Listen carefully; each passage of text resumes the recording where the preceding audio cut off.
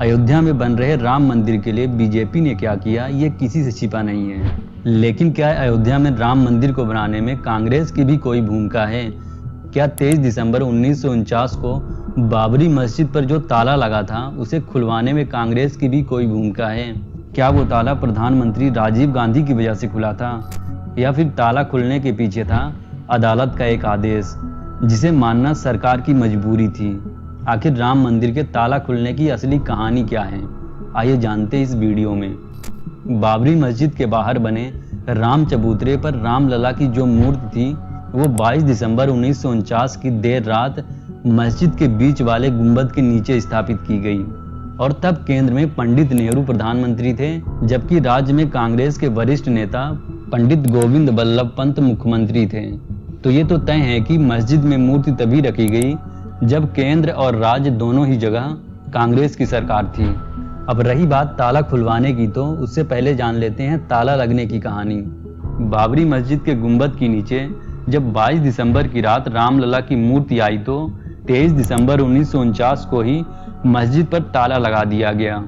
खुद प्रधानमंत्री पंडित नेहरू और मुख्यमंत्री गोविंद बल्लभ पंत ने कोशिश की कि मूर्ति को मस्जिद से बाहर निकालकर राम चबूतरे पर रख दिया जाए, लेकिन तब फैजाबाद के डीएम रहे के नायर ने सुरक्षा व्यवस्था का हवाला देते हुए आदेश मानने से इनकार कर दिया और राज्य सरकार को मजबूरी में मस्जिद पर ताला लगाना पड़ा।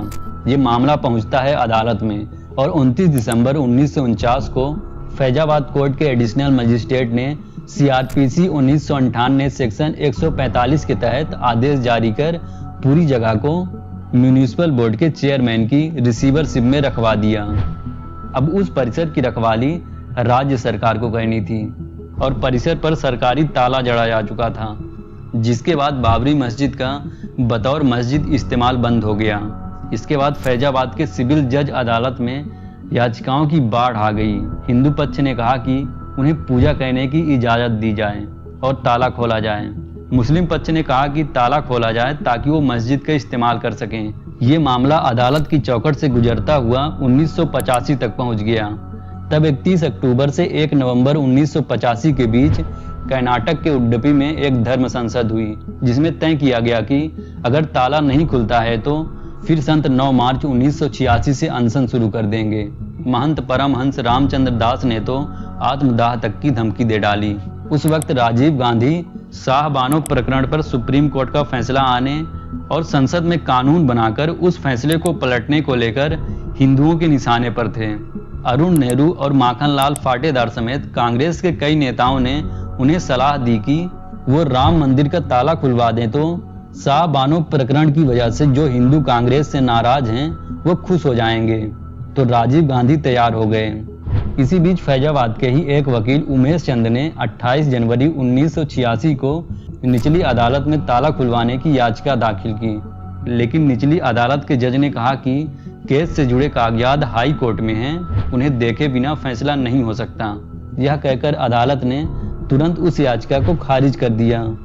उमेश चंद ने इस फैसले के खिलाफ 31 जनवरी 1986 को फैजाबाद जिला जज के.एम. पांडे की अदालत में एक और याचिका दाखिल कर दी। तब प्रधानमंत्री राजीव गांधी ने वीर बहादुर सिंह को संदेश भिजवाया। उस वक्त वीर बहादुर सिंह उत्तर प्रदेश के मुख्यमंत्री हुआ करते थे। तो उमेश चंद की दाखिल याचिका पर जिला जज के.एम. पांडे ने स्थानीय प्रशासन से कानून व्यवस्था को लेकर राय पूछी। तब फैजाबाद के तत्कालीन डीएम इंदु कुमार पांडे और एसपी कर्मवीर सिंह ने कोर्ट में हलफनामा दिया कि ताला खुलवाने से किसी तरह की कानून व्यवस्था की कोई दिक्कत नहीं होगी। और फिर अगले ही दिन 1 फरवरी 1986 की शाम 4:40 पर जज के.एम. पांडे ने अपना फैसला सुनाया और आदेश दिया कि 1 घंटे के अंदर ताला खोल दिया जाए।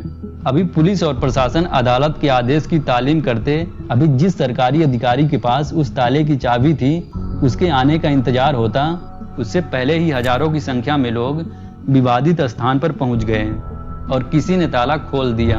अब आदेश चूंकि अदालत का था तो फिर प्रशासन ने यह पता लगाने की कोशिश नहीं की कि आखिर ताला किसने खोला, लेकिन करीब 37 सालों से बंद पड़ा ताला खुल गया था।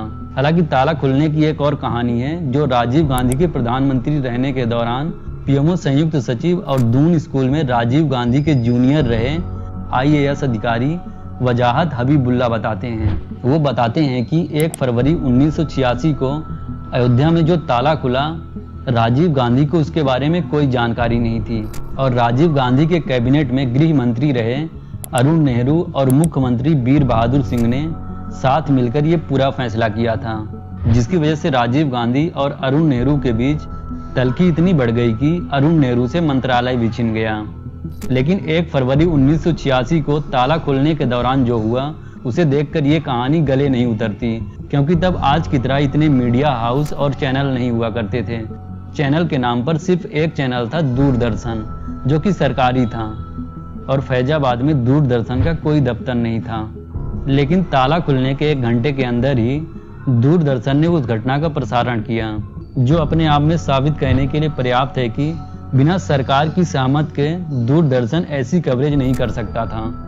रही बात ताला खुलवाने और खास तौर पर राजीव गांधी की सहमत की, तो अगर राजीव गांधी इस फैसले से सहमत नहीं होते तो जिला जज के इस फैसले के खिलाफ ऊपरी अदालत में अपील की जाती। लेकिन जिला जज के फैसले को किसी ने चुनौती नहीं दी और जो ताला खुला वो खुला ही रह गया।